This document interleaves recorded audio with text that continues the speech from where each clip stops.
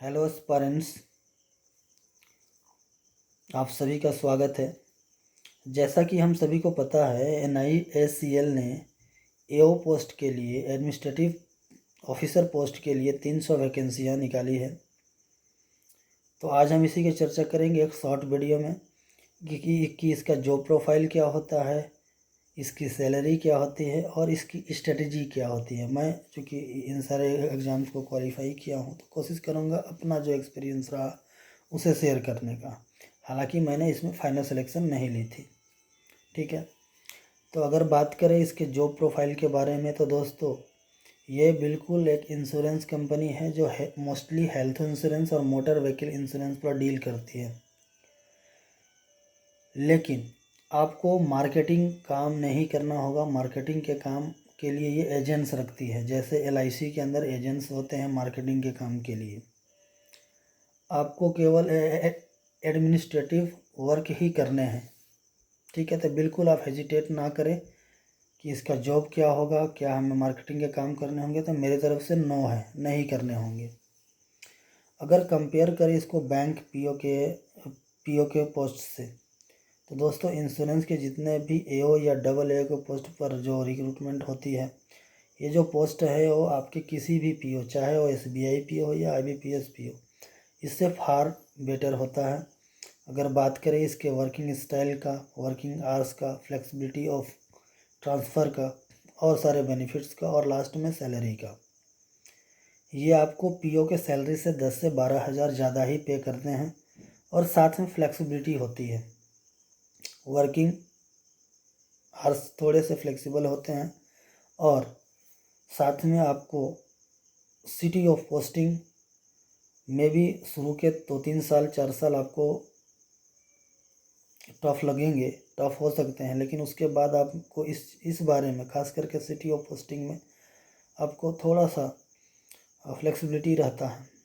ठीक है, अगर बात करें हम इसके सैलरी का, तो दोस्तों इसकी सैलरी अभी करंट में अगर आप ज्वाइन करते हैं तो मे बी 60 के आसपास ही रहेगी।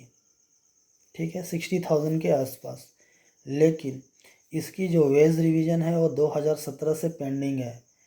तो अगर किसी भी टाइम पर इसकी वेज रिवीजन होती है तो इसके करंट सैलरी में मिनिमम 15,000 इंक्रीज़ होगा। ठीक है, तो हम मान के चल सकते हैं अगर आप ज्वाइन करते हैं 2022 के में 21-22 में 60,000 की सैलरी पर भी, तो आप मान के चल सकते हैं कि आप 75,000 के जॉब पर हो। कभी भी आपकी जब वेज रिवीजन होगी तो ये जो एरियर के रूप में ये जो अमाउंट है 60 जो के बाद जो भी बढ़ेंगे आपकी सैलरी, ये आपको एक बार में मिल जाएगी।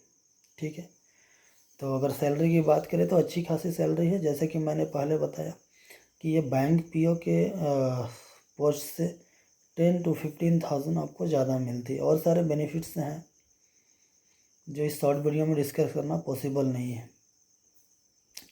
अगर बात करें इसकी स्ट्रेटजी की, कैसे क्वालिफाई किया जा सकता है, इसके एग्ज़ाम का लेवल क्या होता है, जितना मैंने इनका एग्ज़ाम दिया है LIC AO, AA या फिर NICL AO का, तो बता दें इसका जो प्रीलिम्स होता है वो SBI क्लर्क से थोड़ा सा अप होता है। मान के चल सकते हैं कभी कभी ये सेम टू सेम भी हो जाता है।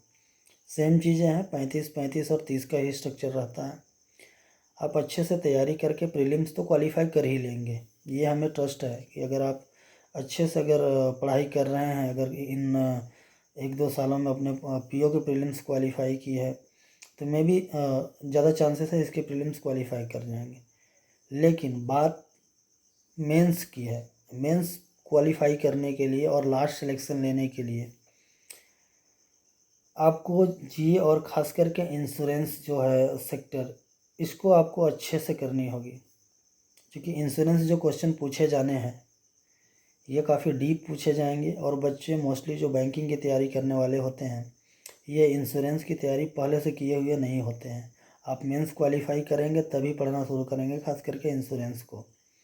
तो अगर आपका एम है कि इस पोस्ट को हमें ज्वाइन करनी है, अगर आपने लक्ष्य बना लिया है तो बिल्कुल अभी से आप इंश्योरेंस पढ़ना शुरू कर दें और इसके मॉक्स लगाना शुरू कर दें। आप इसमें जितना ज़्यादा स्ट्रांग होंगे उतना ज़्यादा आपकी सिलेक्शन की प्रोबेबिलिटी बढ़ेगी। खास करके मेंस के बाद आपको इंटरव्यू में बहुत ज़्यादा ये हेल्प करेगा, क्योंकि मैक्सिमम क्वेश्चन जो पूछे जाने हैं, मैक्सिमम चीज़ें जो आपसे जज होनी है वो आपको इंश्योरेंस सेक्टर से ही क्वेश्चन के द्वारा जज होनी है। तो आप प्रिपेयर हो जाएं। मेरा अगर राय माने, सजेशन माने, तो आप अभी से जीए में इंश्योरेंस सेक्टर को मैक्सिमम टाइम दें। ठीक है, करंट अफेयर्स तो आप कर ही रहे हैं, 15-20 मिनट में हो ही जाती है। 15-20 मिनट आप रेगुलरली इंश्योरेंस को पढ़ते रहें जब तक कि इसका मेंस ना हो जाए। अगर सिलेक्शन लेना चाहते हैं तो केवल किसी भी एग्ज़ाम को क्वालिफाई करने के लिए प्रीलिम्स क्वालिफाई करना काफ़ी नहीं है। अगर आप सच में सर्विस लेनी है, जॉब लेनी है, तो आप शुरू से ही मेंस की तैयारी करें, खास करके जीए और करंट अफेयर्स की। ठीक है, तो मेरा यह सजेशन रहेगा, अगर आपकी बैंकिंग की तैयारी कर रहे हैं तो इंश्योरेंस के जितने भी एओ या डबल एओ पोस्ट होती है ये आपकी फर्स्ट प्रायोरिटी होनी चाहिए, क्योंकि हमारे में अवेयरनेस नहीं होती है और वैकेंसीज भी बहुत कम होती है। इसमें तो परसेंटेज बैरियर भी लगाया, 60% आपकी होनी चाहिए। तो हमारा जो पसंद होता है, ज़्यादातर हम प्रायोरिटी देते हैं एसबीआई पीओ, आईबीपीएस पीओ। ठीक है, ऐसे ही पोस्ट को, ये सारे पोस्ट को हम बहुत ज़्यादा ध्यान नहीं देते हैं, लेकिन और इसी वजह से है कि हम इसकी तैयारी बहुत बाद शुरू करते हैं। लेकिन कुछ एस्पायरेंट्स ऐसे होते हैं जो इन्हीं पोस्ट के लिए ही तैयारी करते हैं स्पेशली, और ऐसे ही स्टूडेंट ही क्वालिफाई कर पाते हैं ऐसे जॉब्स के लिए। तो आप पढ़ते रहिए, ठीक है, रिवीजन करते रहिए। Thank you.